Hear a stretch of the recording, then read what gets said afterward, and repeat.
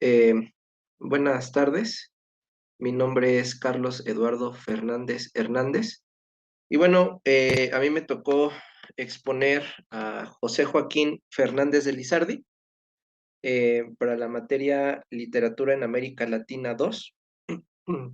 Y bueno, hice una presentación, voy a compartir mi pantalla para que se pueda apreciar y de esta forma también poderme ir guiando eh, en la exposición.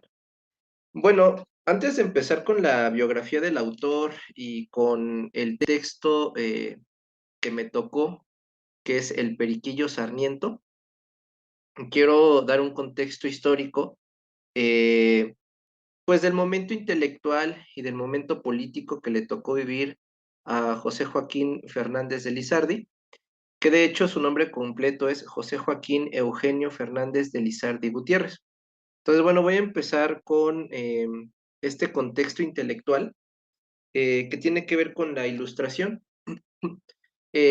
Según un historiador llamado Alberto Tenenti, eh, la ilustración va a comenzar a finales del siglo XVII y se va a extender durante todo el siglo XVIII.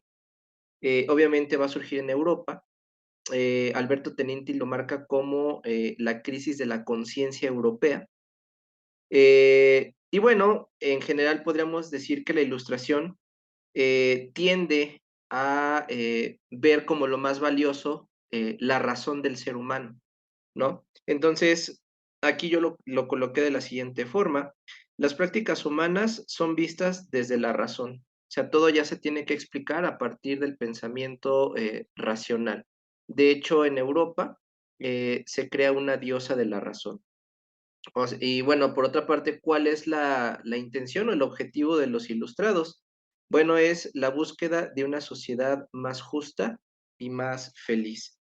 Este movimiento ilustrado, eh, que también este mismo historiador llamado Alberto Tenenti dice que va a surgir en los Países Bajos, posteriormente se va a extender a otras partes de Europa, principalmente a Francia, Inglaterra, Prusia, pero también va a llegar a España.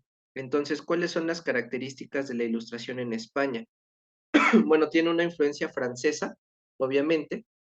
De hecho, algunos de los ilustrados perdón, españoles se les va a llamar los afrancesados, ¿no?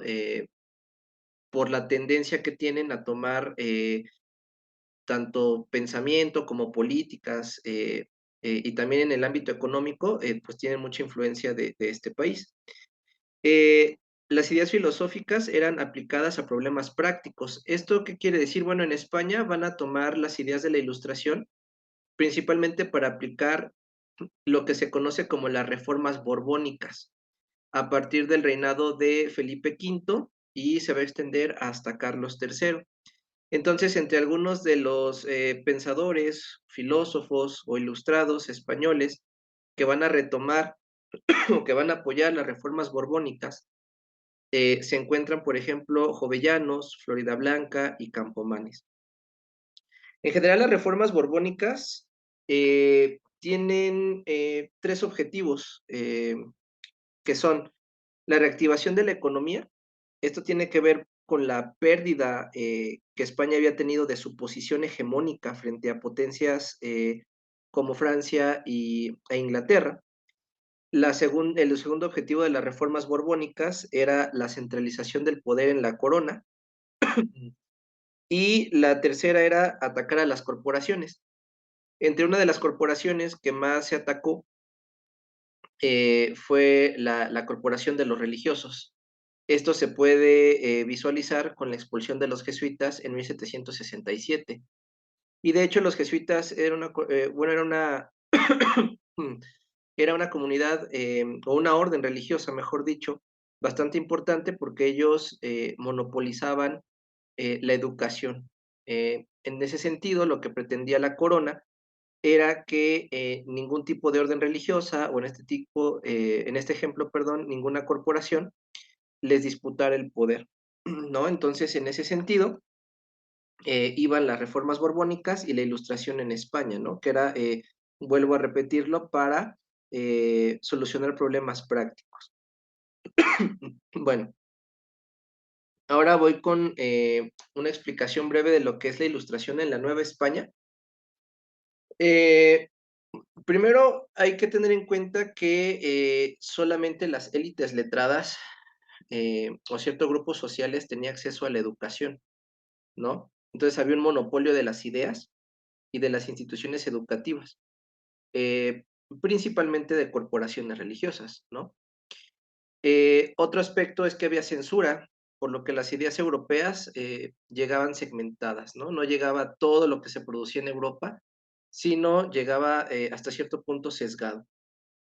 Ahora, el pensamiento que se generaba en la América, y muy particularmente en la Nueva España, era de difícil circulación por dos razones. La primera es que el papel eh, para la impresión de, por ejemplo, las gacetas o los periódicos, pues era muy caro. Además, solamente existían, si no mal recuerdo, 5 imprentas en toda la Nueva España, lo que hacía complicado, pues, la publicación tanto de periódicos, gacetas, incluso libros, ¿no? Bueno, entonces, dicho esto, la ilustración en América podríamos decir que es una ilustración católica. La recepción de la ilustración fue hecha por religiosos, ¿no? Entonces, por eso hablamos de una ilustración católica. Fueron específicamente o muy particularmente los jesuitas los que van a, digamos, adoptar ese pensamiento ilustrado que al mismo tiempo les va a servir para fomentar un patriotismo criollo. Incluso esto se va a evidenciar más después de la expulsión de los jesuitas, ¿no? Algunos ilustrados prominentes de la Nueva España son Francisco Javier Clavijero, que escribió, por cierto, la historia antigua de México en italiano, en su exilio. Otro es Andrés Cabo, Francisco Javier Alegre, Juan Benito Díaz de Gamarra, que por cierto este último es interesante porque tiene estudios sobre Aristóteles. Y bueno, ¿por qué voy mencionando este contexto? Bueno, porque es el contexto en el cual de cierta forma se va a desenvolver la juventud de José Joaquín Fernández de Lizardi. Bueno, ahora voy a pasar a mencionar algunos eventos políticos eh, importantes también para la situación social e incluso para la vida de José Joaquín Fernández de Lizardi. Bueno, lo primero es, para 1804, Napoleón se corona en la Catedral de Notre Dame como emperador francés. Esto es muy importante, dado que a partir de eso, Napoleón Bonaparte va a pretender llevar los principios de la Ilustración francesa al resto de Europa. En ese sentido, eh, se van a dar una serie de eventos conocidos como las guerras o las batallas napoleónicas, en donde Napoleón va a comenzar a invadir diversas zonas de Europa, eh, cuyo objetivo es el que ya comenté, llevar los principios de la bueno, de la Revolución Francesa. Eh, Uno de los países o naciones o monarquías que Napoleón Bonaparte va a invadir, pues es la española. Pero antes de ello, voy a comentar un poco sobre qué estaba sucediendo en España. Em, Entre 1807 y 1808, quien estaba gobernando España era Carlos IV. Sin embargo, Carlos IV delegó prácticamente toda la responsabilidad política a su valido Manuel Godoy. Eh, Esto deriva en que el hijo de Carlos IV, Fernando VII, eh, rechaza el gobierno de Godoy y la forma de quitar a Godoy del poder político o del monopolio político que él tenía era pues derrocando a Carlos IV, ¿no? Entonces, Fernando VII, hijo de Carlos IV, eh, hace una especie de conjura que se le conoce como el Motín de Aranjuez para derrocar a Carlos IV. Esto pasa entre el 18 y 19 de marzo. Lo que pretendía Fernando VII al quitar a su padre, pues era también de cierta forma, o eso era el meollo del asunto, derrocar a Manuel Godoy, ¿no? Quitar al llamado Príncipe de la Paz, si no mal recuerdo así le llamaban. Lo que va a suceder con este evento es que Napoleón Bonaparte, que ya tenía tropas en España, eh, invade España, quita a Fernando VII, Napoleón obliga a Fernando VII a regresarle la corona a su padre, Carlos IV, y a su vez Carlos IV es obligado por Napoleón a entregarle la corona de España a los franceses, a Napoleón. Napoleón Bonaparte, a su vez, cede la corona de España a su hermano José Bonaparte.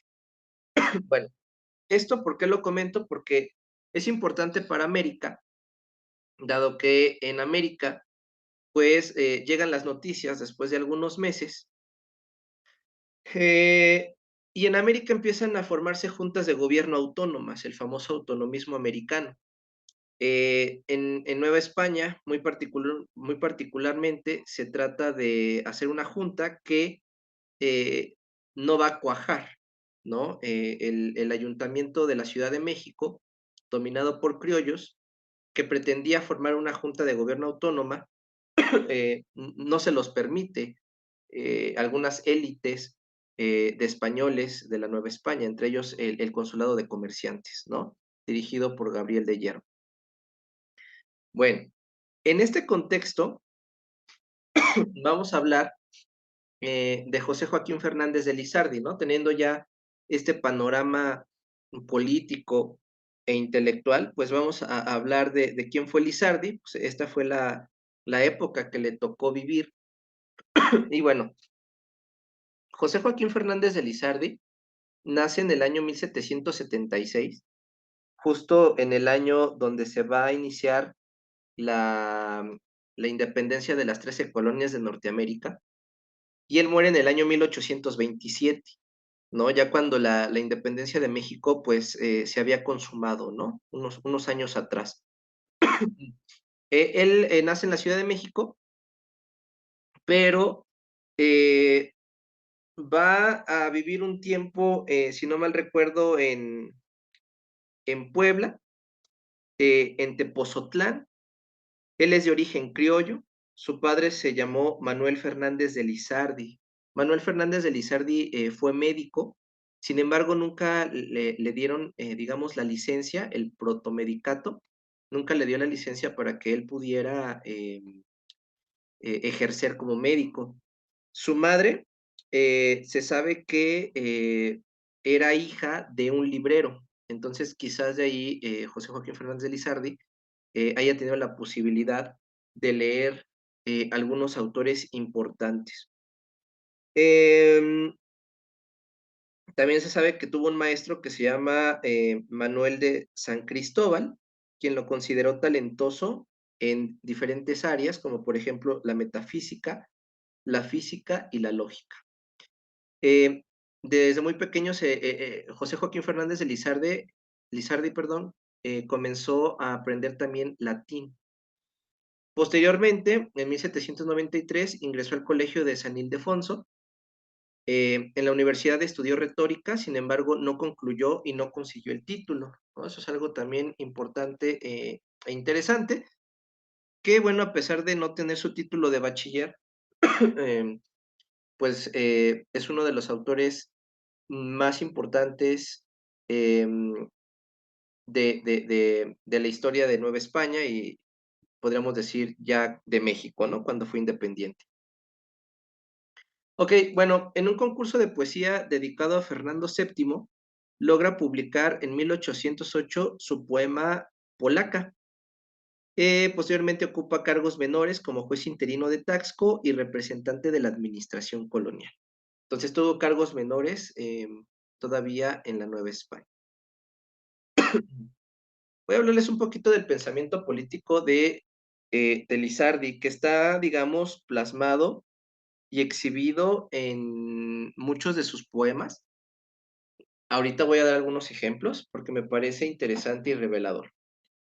Como ya había mencionado anteriormente, él en 1808 escribe un poema que se llama La Polaca, dedicado al rey Fernando VII.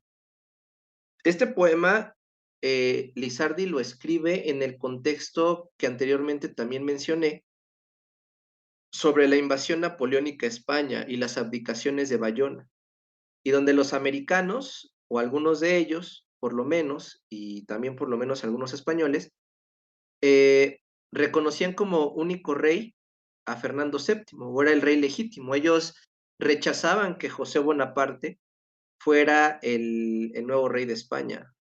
No estaban dispuestos a que fueran regidos y gobernados por un francés, ¿no? Entonces, en ese sentido, es que Lizardi escribe este poema de la polaca, y solamente me gustaría leer unas líneas que dejan claro el apoyo que en ese momento Lizardi tenía hacia la monarquía. Dice el poema de la polaca: vive el sol de las Españas, vive el séptimo Fernando, y cantemos celebrando su deseada exaltación. Huya de nuestra presencia confusa y avergonzada la perfidia disfrazada con la capa de la unión. Huya toda infame intriga, luzca el corazón infiel, que deteste España, fiel la funesta seducción.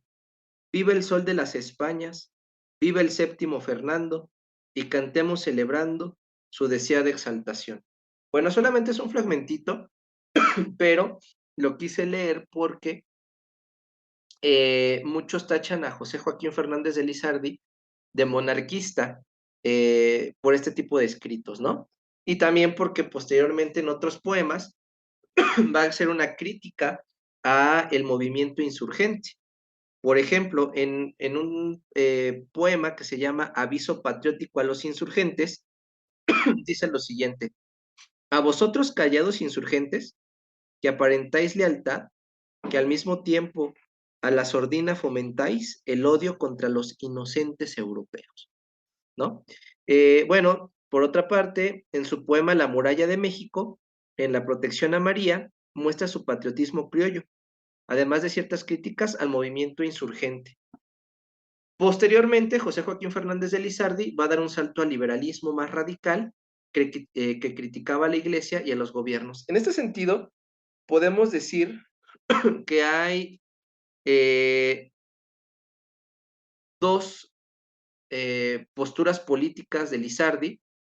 El Lizardi joven, que digamos, podemos decir es pro-monarquista e incluso anti movimiento insurgente, y un Lizardi más maduro que ya va a criticar a las autoridades virreinales en el periódico El Pensador Mexicano, y no solamente va a criticar a las autoridades, sino las políticas que llevan a cabo las mismas, ¿no?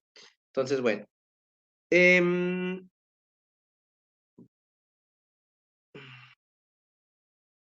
quería leer un pedazo del poema de La muralla de México para enfatizar esto del patriotismo criollo de Lizardi. Y dice así el poema: México venturosa, ciudad ilustre, rica y populosa, suelo dichoso, manantial fecundo, de las de las delicias todas de este mundo, pues en ti están unidas, las que en otras se advierten repartidas. Clima benigno, dilatados planos, aguas gustosas, alimentos sanos, edificios famosos, alegres calles, templos prodigiosos, talentos peregrinos, rostros, iba a decir casi divinos, tú eres la cifra, sí, de la riqueza, del valor, del ingenio y la grandeza, y aun de todo lo bueno, yo colijo Pues quien México nombra, todo dijo. Amada patria mía, si no lo fueras, más decir podía. Mi pobre musa, pero yo no quiero la nota padecer de lisonjero.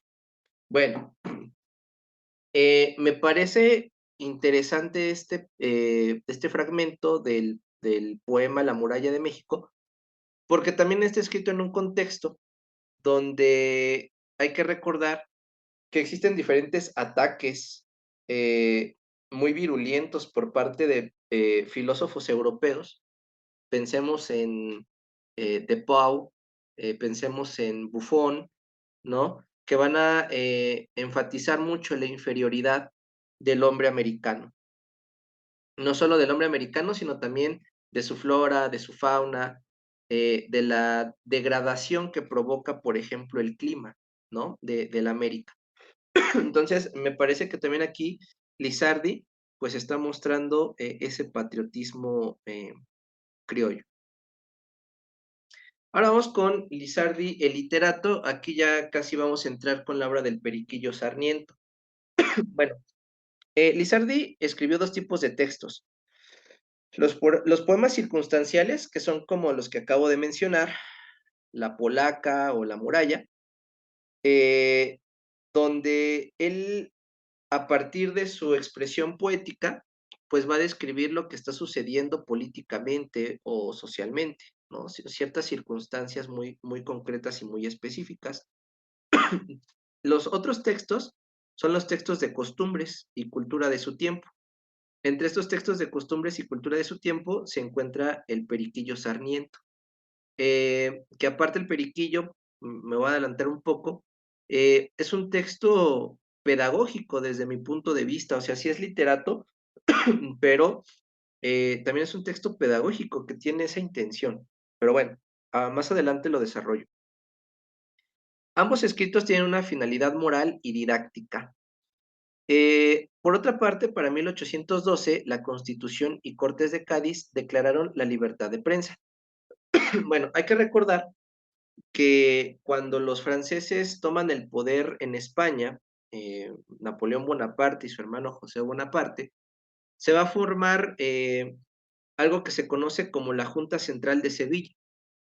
La Junta Central de Sevilla es un gobierno alterno al de los franceses, es un gobierno de resistencia por parte de los españoles y posteriormente la Junta Central de Sevilla va a derivar en las Cortes de Cádiz, que se van a fundar en 1812. Estas cortes son de tinte e ideología liberal, por lo que van a promulgar una constitución de tinte liberal, que se conoce como la Constitución de Cádiz. Uno de los aspectos importantes de la Constitución de Cádiz es la libertad de prensa. Y obviamente la Constitución de Cádiz tenía que ser jurada y aplicada en todos los territorios de la monarquía, por lo que iba a llegar a la Nueva España. La libertad de prensa, en ese sentido, va a ser una herramienta utilizada por José Joaquín Fernández de Lizard, quien va a crear un periódico que se llama El Pensador Mexicano. Es bien curioso porque es uno de los pocos periódicos que solamente tienen un redactor, un autor. En este caso es José Joaquín Fernández de Lizardi. También la doctora eh, María Rosa Palazón Mayoral menciona que este periódico, eh, cualquier persona podía mandar sus escritos y José Joaquín Fernández de Lizardi le publicaba esos escritos a las personas. O sea, servía como un medio para difundir las ideas de otros, lo cual también me parece muy interesante. Cabe resaltar que de aquí viene también el seudónimo de José Joaquín Fernández de Lizardi como el pensador mexicano. El primer número se lanzó el 9 de octubre de 1812 y su propósito es dar a conocer al pueblo sus derechos y sacarlos de su ignorancia. La libertad de prensa era un instrumento para controlar las arbitrariedades del gobierno, según José Joaquín Fernández de Lizardi. Ahora, eh, hay una cuestión importante aquí en la biografía de Lizardi que también me gustaría recalcar, y ahorita ya para irlo conectando con el Periquillo Sarmiento, y es que en el número 9 del Pensador Mexicano, se lo va a dedicar al entonces virrey Francisco Javier Venegas. Eh, ¿Esto por qué es interesante? Bueno, porque en ese número 9, dedicado a Francisco Javier Venegas, le va a hacer una crítica al mismísimo virrey. Le va a criticar que le quite el fuero a los religiosos insurgentes, marca los errores del virrey y la ignorancia del virrey ante la realidad política y social de la Nueva España. Entonces, esto provoca que lo manden a investigar. Y en esa investigación, pues también quieren observar si Lizardi no tiene nexos con el movimiento insurgente que ya estaba desde 1810, desenvolviéndose y evolucionando en la Nueva España. Otra cosa importante del pensador mexicano de ese número 9 es que se le va a dedicar justo en el cumpleaños del virrey de Vénegas. Y les voy a leer un fragmento que me parece interesante, y con lo cual también pues lo meten a la cárcel a Lizardi. Le dice al virrey, hoy es cuando los aduladores andarán quebrándose las piernas por subir a la cumbre bipartida. Hoy se verá, vuestra excelencia, comparado con el fabulosamente invencible Hércules o con el realmente valeroso Aquiles. Hoy será vuestra excelencia igual a Licurgo y Solón en el gobierno, y en lo excelente y magnánimo superior a César. Pero, oh, fuerza de la verdad, hoy se verá vuestra excelencia en mi pluma, un miserable mortal, un hombre como todos y un átomo despreciable a la faz del Todopoderoso. Hoy se verá vuestra excelencia un hombre que por serlo está sujeto al engaño, a la preocupación y a las pasiones, ¿no? Entonces, digamos que Lizardi lo pone como un sujeto, pone al virrey como un sujeto común y corriente, ¿no? O sea, incluso los adjetivos con los que lo describe son muy fuertes, ¿no? Miserable mortal, átomo despreciable, ¿no? Sujeto al engaño, o sea, es muy fuerte. Y en el día del cumpleaños del virrey, ¿no? Entonces, esto, más las críticas que le está haciendo sobre el quitar el fuero a los religiosos insurgentes, pues va a hacer que Lizardi vaya a la cárcel. Lizardi va a estar en la cárcel del 7 de diciembre de 1812 al 1 de junio de 1813. En la cárcel va a escribir otros números del Pensador Mexicano, en total fueron 13 números del Pensador Mexicano, ¿no? Entonces, también según María Rosa Palazón Mayoral, el Periquillo Sarmiento probablemente se proyectó y se empezó a escribir cuando Lizardi estaba en la cárcel. Que por cierto, no fue la única vez que Lizardi estuvo en la cárcel. Posteriormente también fue encarcelado ya en el México independiente. Sí, fue encarcelado por criticar al Congreso en 1823. En 1822 fue excomulgado por la defensa de los francmasones. Y también cabe resaltar que Lizardi estuvo a favor de la separación de la Iglesia y el Estado. Antes de pasar propiamente con el Periquillo, quiero mencionar algunas otras obras de Lizardi, novelas. Por ejemplo, tiene una que se titula La educación de las mujeres o la Quijotita y su prima, Noches tristes y día alegre, y una tercera que se llama Vida y hechos del famoso caballero Don Catrín de la Fachenda, ¿no? Entonces, estas, más el Periquillo Sarmiento, en total, Lizardi escribió 4 novelas. Bueno, vamos a hablar propiamente del Periquillo Sarmiento. Se considera la primera novela hispanoamericana, consta de 5 tomos. Según también esta autora que he venido mencionando, María Rosa Palazón Mayoral, que es una de las estudiosas más importantes en México del Periquillo Sarmiento, que de hecho es profesora de la, bueno, no sé si todavía sigue siendo profesora de la Facultad de Filosofía y Letras, del Colegio de Historia. Pero bueno, ella menciona que las versiones resumidas han favorecido el hecho de no saber el sentido propio de la obra, como la moral cristiana y la insociabilidad. Dado que se enfocan más en los aspectos, digamos, humorísticos del periquillo, pues no han, no han entrado a fondo en estos temas, ¿no? Que mencioné ahorita. Según Palazón Mayoral, las reseñas críticas solo toman en cuenta, bueno, esto ya lo dije, la parte humorística del periquillo, ¿no? Y no las aberraciones sociales. El Periquillo fue editado en 1816, pero solamente se editaron 3 tomos. El tomo 4 fue censurado y el tomo 5 salió a la luz hasta 1831. El tomo 4 en 1830. O sea, muchos años después, incluso ya cuando Lizardi había muerto, pues fueron publicados estos tomos del Periquillo Sarmiento que habían sido censurados. ¿Cuál es el objetivo del Periquillo de esta obra? Bueno, su objetivo es pedagógico y moral, educar en valores a los más jóvenes. De hecho, así empieza el Periquillo, ¿no? Eh, Le dice a sus hijos que ese es un cuadernillo para que ellos aprendan las máximas, ¿no? De educación y de moral, dado que la vida del Periquillo Sarmiento fue verdaderamente terrible, si lo podemos decir así, de este personaje. Desde niño, él menciona que lo consentían mucho sus padres, sobre todo su mamá, en lo que él quería, ¿no? Le daba la comida que él quería, su mamá incluso no quería que aprendiera un oficio, su papá sí. De hecho, Lizardi enfatiza mucho en que es el padre el que va a llevar como la batuta de los buenos consejos y de la educación del periquillo, ¿no? Es interesante observar que, ¿por qué le dan este nombre de Periquillo Sarmiento a, a Pedro Sarmiento, que es el nombre del personaje, ¿no?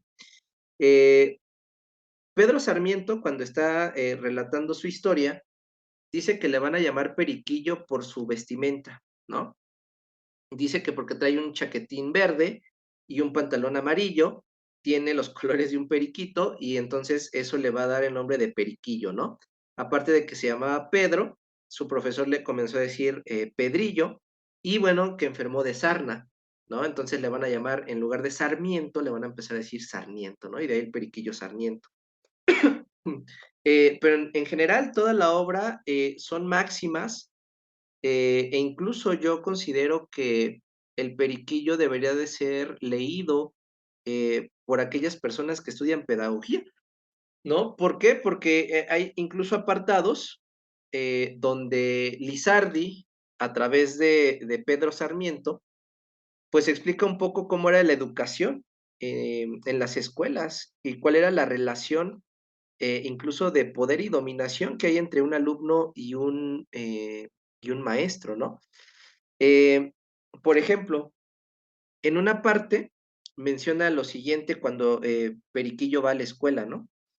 Tal era mi nuevo profesor, era de aquellos que llevaba como infalible el cruel y vulgar axioma de que la letra con sangre entra, ¿no? Entonces, yo creo que aquí Lizardi, a través de este personaje de Periquillo, pues está haciendo una crítica a cómo no se debe de educar, ¿no? En las escuelas o por parte de los profesores. Por otra parte, me llama la atención cómo él utiliza el lenguaje que utilizaban en su época, ¿no? Por ejemplo, cuando él habla del pícaro, eh, este mismo concepto del pícaro, pues ya no es tan presente hoy en día, pero hace referencia a una persona que hace maldades, que es deshonesta, que siempre busca hacerle mal a las otras personas. Y hay un personaje que se llama Januario o Juan Largo, que es amigo de Periquillo, que representa justamente a ese pícaro, ¿no? Que a cada rato le quiere estar haciendo maldades o le está tratando de embaucar en problemas a Periquillo. Y bueno, Periquillo pasa por un montón de aventuras, lo meten a la cárcel,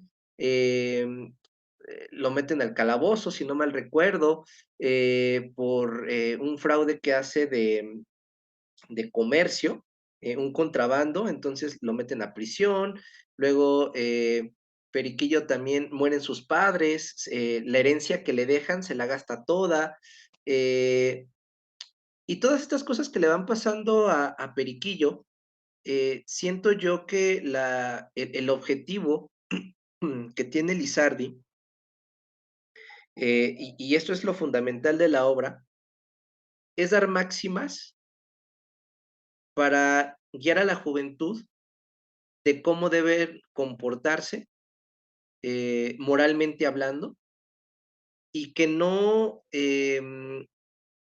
caigan en un camino que Lizardi consideraba el negativo, ¿no? Dentro de las prácticas sociales, porque ahí se hablan de muchas cosas, ¿no? Se habla del robo, se habla del contrabando, se habla de las apuestas y de las trampas que se hacen en las apuestas, ¿no? Se habla de cómo no debes despilfarrar todo tu dinero, toda la hacienda que te hayan dejado.